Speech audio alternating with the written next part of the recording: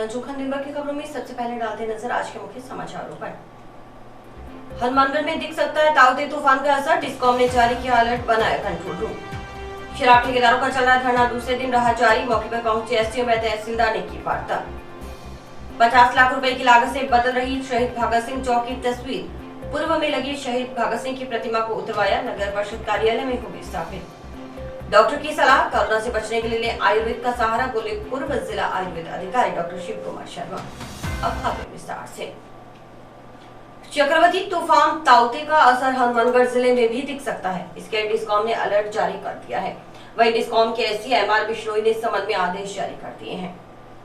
मौसम विभाग की चेतावनी के मुताबिक तूफान का सबसे ज्यादा असर बॉर्डर एरिया पर रहेगा। जिला प्रशासन ने हाई अलर्ट जारी करते हुए सभी अधिकारियों को दिशा निर्देश जारी कर दिए हैं। तूफान को लेकर जिला प्रशासन ने अन्य विभागों से सहयोग के लिए समन्वय स्थापित कर दिया है। कलेक्टर ने सभी विभागों को तैयार रहने की हिदायत दे दी है। कलेक्टर नतमल डिडेल ने बताया कि तूफान को लेकर सभी तरह की तैयारियां पूरी कर ली गई हैं। जिले के दूर दराज एरिया में प्रबंधन के लिए नोडल अधिकारियों की नियुक्ति की गई है। वहीं चक्रवाती तूफान से निपटने के लिए डिस्कॉम में कंट्रोल रूम की स्थापना कर दी गई है। कलेक्टर नतमल डिडेल ने बताया कि जिले को ऑक्सीजन सप्लाई प्रभावित न हो, इसके लिए जिले में ऑक्सीजन का स्टॉक जमा कर लिया गया है।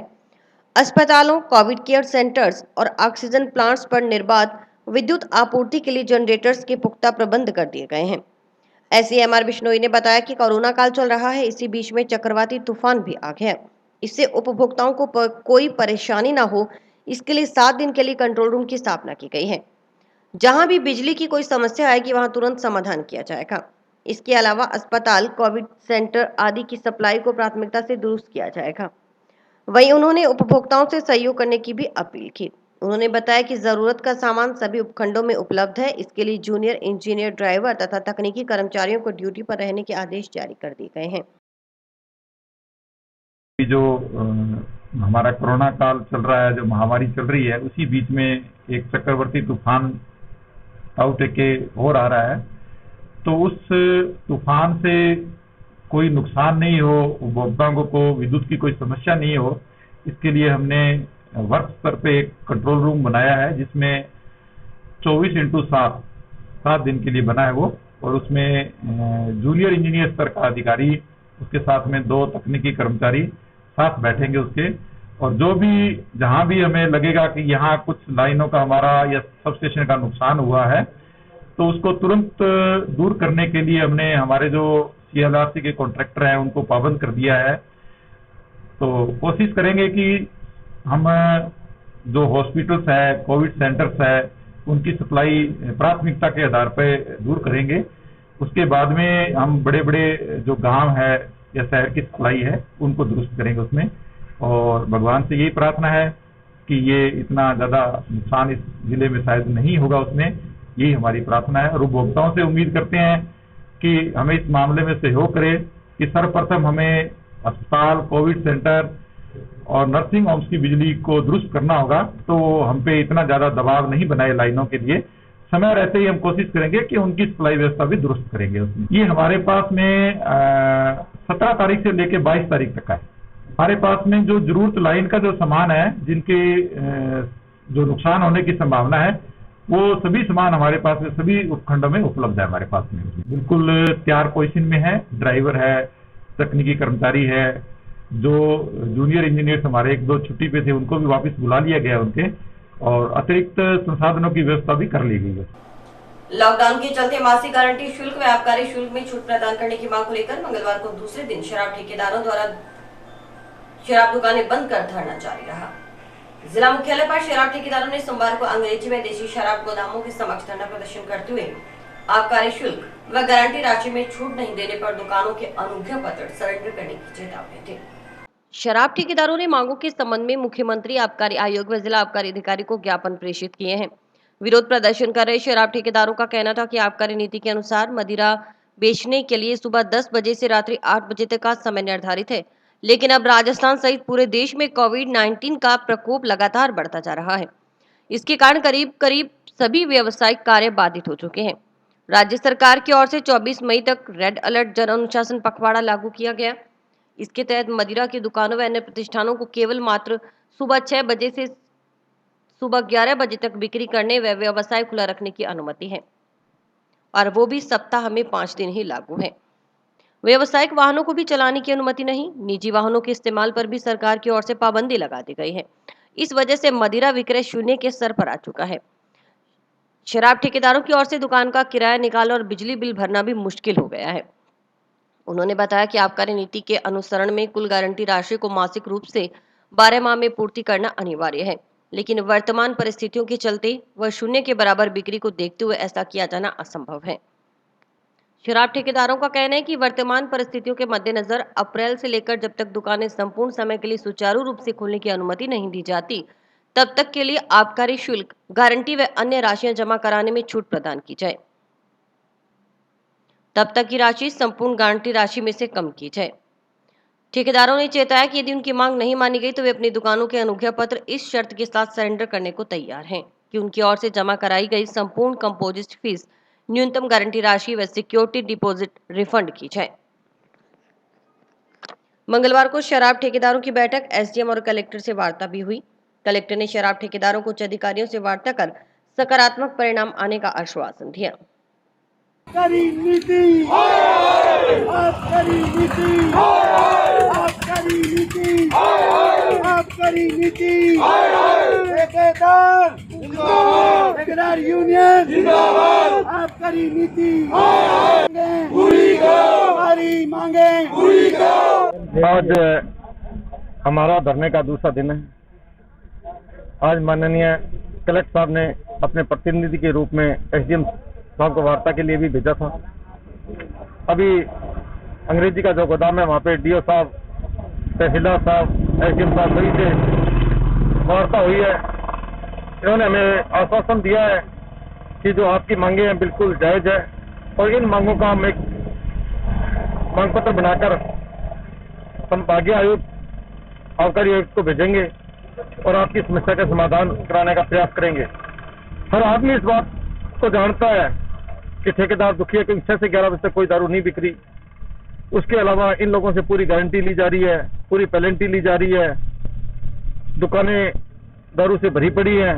इस बात को हर आदमी जानता है और एसडीएम साहब ने भी इस बात को कबूल किया है कि बिल्कुल आपकी मांगे वाजिब हैं और इन मांगों के लिए हम जो है आज ही जयपुर बात करेंगे।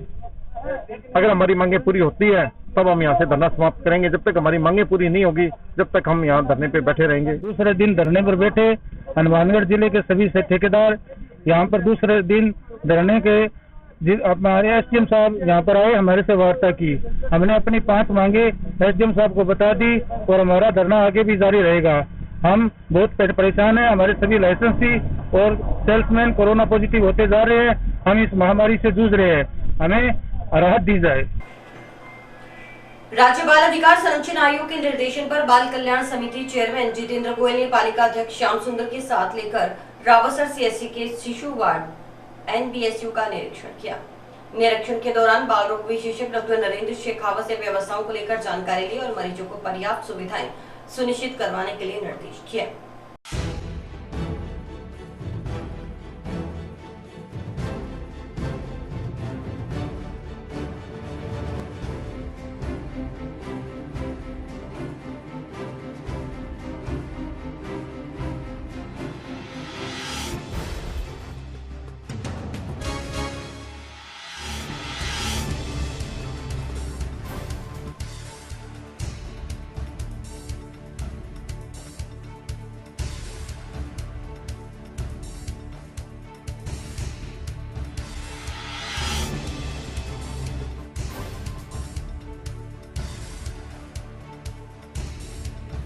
आज रावसर सीएससी में जाके हमने निरीक्षण किया। जो बच्चों का वार्ड है उनके शिशु वार्डों का ये निरीक्षण इसके तहत किया गया है। राज्य सरकार और बाल संरक्षण आयोग राजस्थान द्वारा कोरोना महामारी के तीसरी लहर के खतरे से बच्चों को अधिक खतरा होने, संक्रमण का खतरा होने के तहत उन्होंने पूरे राजस्थान में सभी जिला कलेक्टर्स को और जिला बाल कल्याण समिति को लेटर्स भेजे हैं कि आप स्वयं जाके सभी चिकित्सालयों का निरीक्षण करें। वहाँ बच्चों के लिए देखरेख के लिए वेंटिलेटर, ऑक्सीजन, डॉक्टर्स, शिक्षाकर्मी प्रॉपर हैं या नहीं है। अगर नहीं है तो उन्हें बताया जाए कि आगामी थर्ड लहर को देखते हुए जो बच्चों के संक्रमित होने का जो डॉक्टर्स का आ रहा है कि थर्ड लहर में बच्चे भी संक्रमित हो सकते हैं, उनकी सुरक्षा को लेकर हमें जिले के और हर तहसील वाइज जो जितने भी अपने चिकित्सालय उनका निरीक्षण करके उन्हें अवगत करवा के उनकी सुचारू व्यवस्था करवाने के लिए कहा गया था। उसके तहत आज मैं और यहाँ से स्थानीय नगर पालिका अध्यक्ष राव सर और वार्ड पार्षदगण को लेके हमने शिशु रोग विशेषज्ञ से बात करके उसको सुधार करने के लिए कहा गया। तो उन्होंने भी यही कहा कि हम जल्दी इसमें सुधार करते हुए और सरकार के निर्देशानुसार कोविड वार्ड की भी व्यवस्था बच्चों के लिए जल्द करवाएंगे। आयुष नर्सिस का पदनाम परिवर्तन केंद्र के समान आयुष नर्सिंग ऑफिसर करने की मांग को लेकर काली पट्टी के साथ जो विरोध शुरू किया गया था वो निरंतर दूसरे दिन भी जारी रहा। नर्सिस ने विरोध तब तक जारी रखने की बात कही जब तक उनका पदनाम आयुष नर्सिंग ऑफिसर नहीं किया जाता। आयुष नर्सिस ने मुख्यमंत्री से इस तरह के सौतेले व्यवहार की निंदा की और काली पट्टी बांधकर विरोध दर्ज करवाते हुए अविलंब आयुष नर्सिस का पदनाम नर्सिस ऑफिसर करने की मांग की।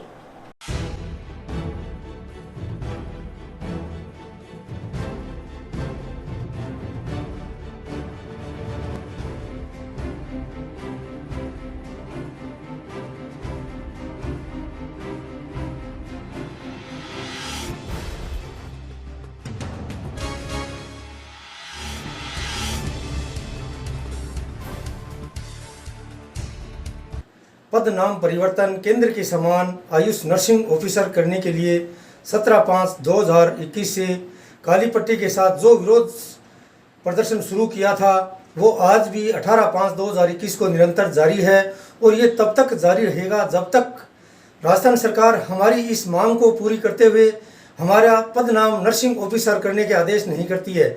हम राजस्थान आयुष प्रदेश के सभी नर्सेज राजस्थान सरकार से ये आग्रह करते हैं कि हमारी इस मांग को स्वीकार करने से सरकार के ऊपर किसी भी तरह का वित्तीय भार नहीं आएगा।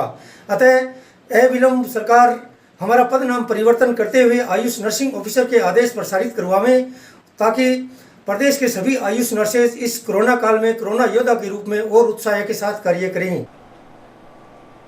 जंक्शन शहर के हृदय स्थल पर स्थित शहीद भगत सिंह चौक की सूरत करीब 50 लाख रुपए की लागत से नगर परिषद की ओर से सुधारी जा रही है।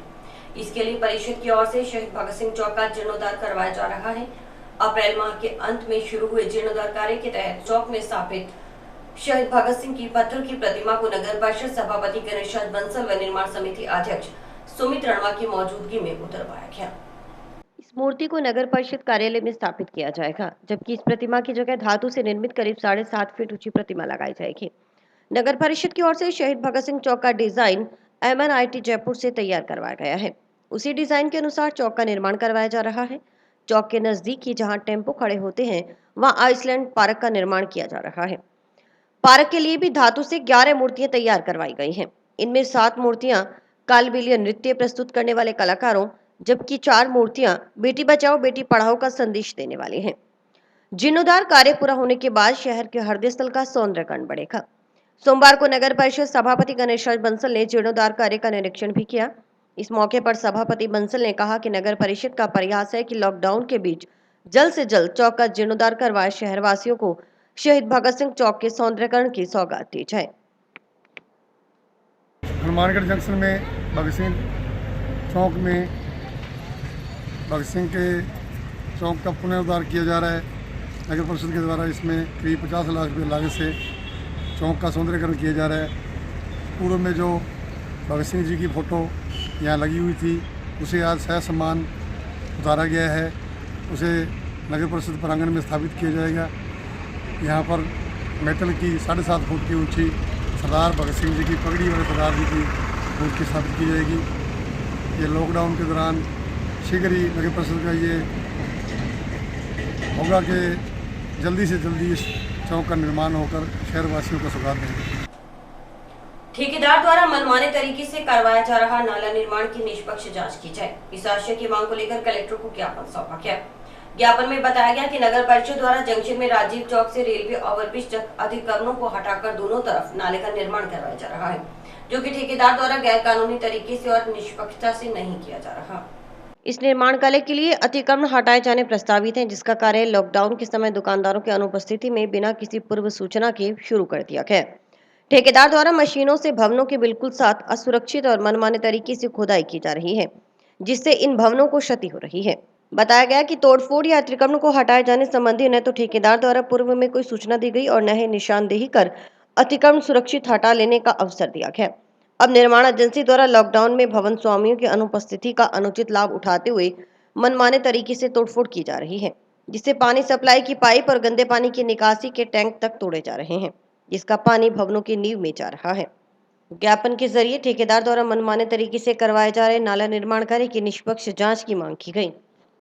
और एक राजीव चौक से लेके ये अपने ओवरब्रिज तक एक नाले का निर्माण हो रहा है, नगर पालिका द्वारा करवाया जा रहा है। उसके अंदर नाले के अंदर मतलब गुणवत्ता का हमें कोई मतलब नहीं है कैसी बन रही है या लग रही है, पर हमारी समस्या ये है कि जो नाला बन रहा है उसको पहले कोई दुकानदार को आगे ये सूचना नहीं दे रहे हैं कि मतलब कोई निशान नहीं दे रहे हैं, कोई सूचना नहीं दे रहे हैं। और ये नाला जहाँ जिसकी मतलब अतिक्रमण है उसको छोड़ के अलग से बनाया जा रहा है, जिसका अतिक्रमण नहीं है उसके दीवार के बिल्कुल पास में से लिया जा रहा है और किसी को सूचना नहीं दे रही है। मतलब आज दुकानें कोरोना काल के अंदर बंद है, तो इन दुकानों में कोई कस्टमर मतलब वो मालिक है नहीं, तो अपनी मशीनें चला के ये और उसको नाले को जगह को ध्वस्त कर रहे हैं। ये चाहते हैं कि ये नाले का निर्माण है ना, ये मतलब सही ढंग से सही प्रॉपर तरीके से हो, किसी का टेढ़ा मेढ़ा मतलब नहीं होना चाहिए, एकदम सीधा होना चाहिए। उनके अंदर सर ये भेदभाव कर रहे हैं।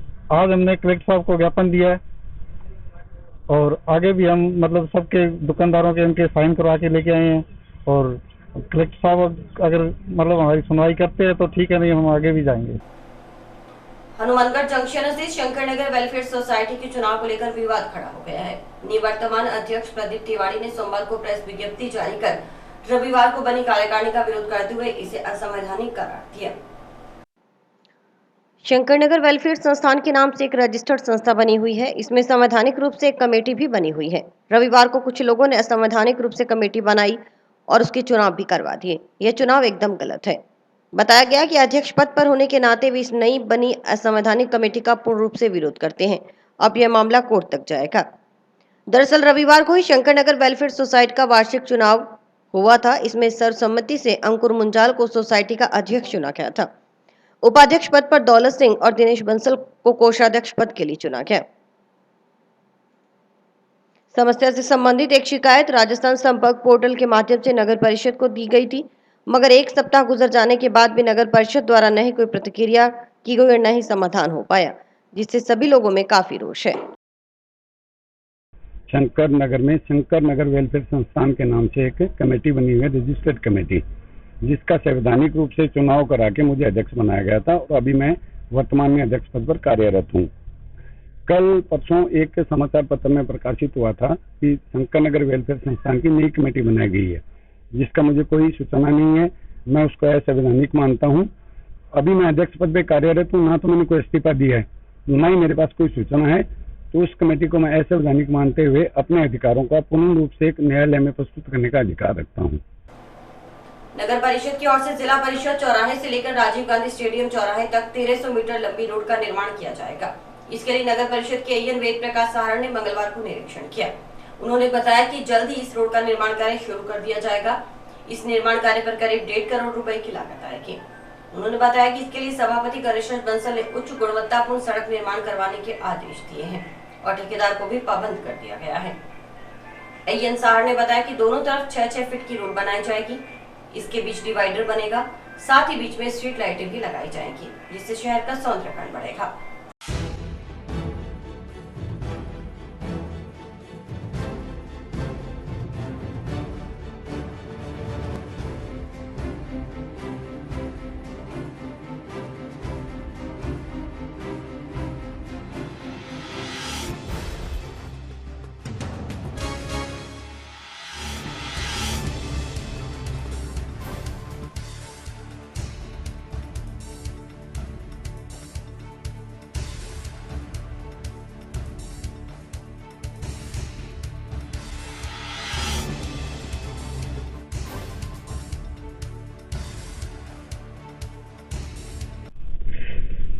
जिला परिषद चौराहे से लेकर स्टेडियम चौराहे तक 1300 मीटर की रोड बनाई जा रही है, जिसके अंदर 6-6 मीटर दोनों साइडों के अंदर रोड और बीच में एक डिवाइडर है। ये करीबन 1.5 करोड़ रुपए की लागत से बनाई जा रही है। डिवाइडर का निर्माण किया गया है, इसके अंदर बीच में प्लांटेशन और स्ट्रीट लाइट पोल लगाए जाएंगे।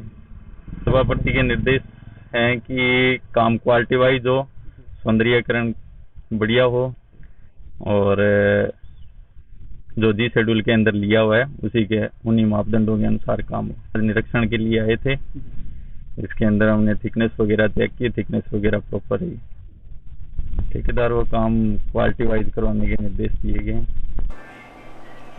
जिला मुख्यालय पर बढ़ते कोरोना संक्रमण से बड़ी संख्या में लोग उपचाराधीन हो रहे हैं।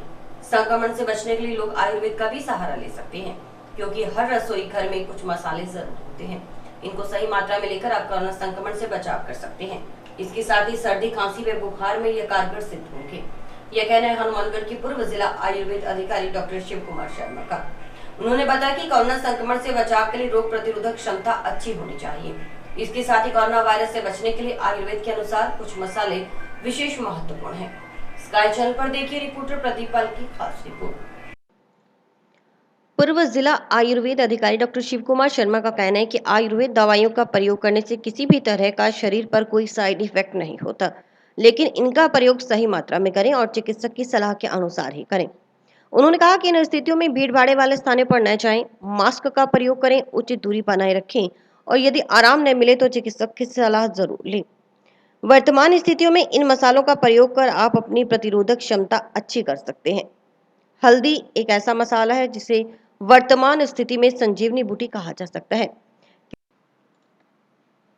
क्योंकि इसमें एंटीसेप्टिक इन्फ्लेमेटरी गुण होने के कारण यह सूजन को कम करता है।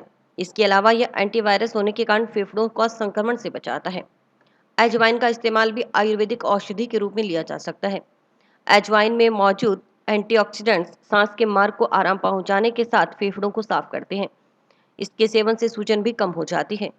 मुलेठी श्वसन संबंधी समस्याओं और खांसी को दूर करने के लिए बहुत उपयोगी है। इसमें जो कंपाउंड मौजूद होता है वह फेफड़ों में जमे बलगम को निकालने का कार्य करता है। लहसुन का सेवन कफ को खत्म करने में सहायक होता है। इसमें एंटीऑक्सीडेंट भी होते हैं जो संक्रमण से लड़ते हैं और शरीर की प्रतिरोधक क्षमता को बढ़ाते हैं। मुनक्का रोजाना भीगे हुए मुनक्कों का सेवन करने से फेफड़े मजबूत होते हैं और बीमारियों से लड़ने की क्षमता भी बढ़ती है। उन्होंने बताया कि शारीरिक व्यायाम व प्राणायाम और अश्वगंधा, गिलोय, च्यवनप्राश और पौष्टिक भोजन शरीर की प्रतिरोधक क्षमता बढ़ाते हैं। अगर इनका सेवन किया जाए तो कोरोना संक्रमण से बचा जा सकता है। इसके साथ ही सामान्य सर्दी, खांसी, जुकाम में भी आराम मिलता है। उन्होंने कोविड संक्रमण से बचने के लिए कुछ अन्य उपाय भी बताए। गुनगुने पानी में नमक डालकर जल नीति विधि पूर्वक करें। अजवाइन, नमक, लहसुन में से एक को पानी में उबालकर गरारे करने के बाद नाक में अणु तेल, बड़बिदू तेल और सरसों का तेल डालें। के युग में सबसे बड़ी कोरोना की महामारी आई हुई है। इसके अंदर नेचुरोपैथी, योग और आयुर्वेद के अंदर इस बीमारी के जो कारण बताए हैं वो ये जो वायरस है वो श्वास नली, नासिका और फुफ्फुस तक जाता है और फिर उनको आक्रांत करके डैमेज कर देता है। प्राकृतिक चिकित्सा में इसमें कुंजल क्रिया, कुंजल का मतलब है कि मुंह से पानी पी करके नमक का पानी उसको बाहर निकालो। इससे क्या होगा कि आमाशय का दोहन होगा और श्वास नली और अन्न नली दोनों मिली हुई हैं तो उनके साथ साथ उनको एक हॉट फर्मेंटेशन मिलेगा। इसके अलावा जलनेती है, नासिका के अंदर घृत डालना है, ये बहुत लाभदायक होता है कि नासिका अगर स्निग्ध रहेगी, चिकनी रहेगी तो वायरस उसमें से आगे नहीं जा पाएगा। कोरोना की दूसरी लहर बहुत ही घातक रूप लेकर आई है, तो इसमें आम जन के बचाव के लिए आयुर्वेद विभाग भी पूरे प्राण प्रण से लगा हुआ है लोगों के स्वास्थ्य को बचाने के लिए। और एक आयुर्वेद चिकित्सक होने के नाते विशेष रूप से मैं ये कहना चाहूँगा कि इसमें व्यक्ति को अपनी रोग प्रतिरोधक क्षमता बढ़ाने के लिए आयुर्वेदिक जड़ी बूटियों में मोस्टली गिलोय, अश्वगंधा, तुलसी, हल्दी का दूध, इनका प्रयोग करना चाहिए। और बचाव ही इस रोग का उपचार है, इसलिए जितना हो सके बाहर कम निकले, मास्क लगाकर निकले, सोशल डिस्टेंसिंग रखें और खाने पीने का विशेष परहेज रखें। ठंडी चीज़ों से बचाव बहुत ज़्यादा जरूरी है क्योंकि यह एक बहुत ही भयंकर कफजन्य बीमारी है। इसलिए ठंडी चीज़ों से बचें और आयुर्वेदिक उपचार के लिए आप अपने आयुर्वेदिक चिकित्सालय औषधालयों से संपर्क करें। वहाँ पर आपको आयुर्वेदिक काढ़ा भी मिलेगा, आयुर्वेदिक जड़ी बूटियों से बनी हुई अन्य दवाइयाँ भी मिलेगी। गेहूं खरीद सीजन 2021-22 के लिए गेहूं की खरीद भारतीय खाद्य निगम द्वारा की जा रही है। कृषि उपज मंडी समिति के चेयरमैन अमर सिंह सिहाग ने बताया कि भारत सरकार के खाद्य आपूर्ति व उपभोक्ता विभाग द्वारा जिले में 10% लस्टर लॉस गेहूं समर्थन मूल्य पर बिना किसी कटौती के क्रय करने के आदेश प्रदान किए गए हैं। जबकि हनुमानगढ़ जिले में पीलीबंगा टाउन, जंक्शन व अन्य मंडियों में काफी मात्रा में 100% गेहूं का लस्टर लॉस हुआ है। टाउन मंडी में लगभग 1 लाख बैग ऐसी गेहूं मंडी में खुले में किसानों का पड़ा है। कुल आवक का 30% गेहूं अभी मंडी में आने वाला शेष है। यह स्थिति पीलीबंगा मंडी की भी है। यदि गेहूं समर्थन मूल्य पर क्रय नहीं किया जाता तो किसानों और व्यापारियों को अत्यधिक हानि होगी। और इसी के साथ समाचार समाप्त हुए। रोजाना देखते रहिए समाचार। नमस्कार।